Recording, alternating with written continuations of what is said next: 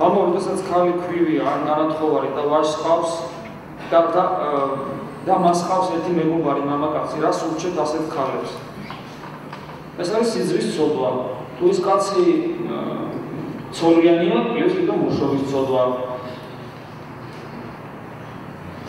უკანონო ურთიერთობა კაცსა და ქალს შორის არის ცოდვა.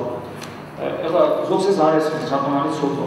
Sabe როგორ არის ადამიანი რას უმეტად არის უღმერთობის ჭაობში, მეტად ვერ გრძნობს ცოდვას და რაც მეტად ამოდის ამ ჭაობიდან უფრო მეტად გრძნობს.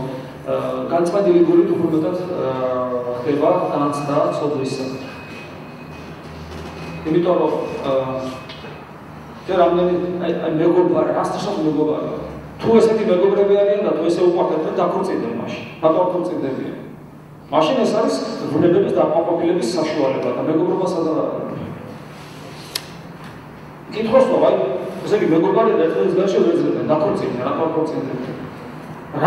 რა უნდა შეუშალოს ხელი ორი მოყვარული ადამიანის დაქორწინებას? ესე იგი მას დაქორწინება არ შეიძლება.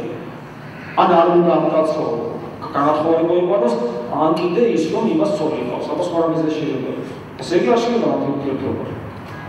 არც ნეუბრით თვალსაზრისით და მეტად სულიერ. Mama,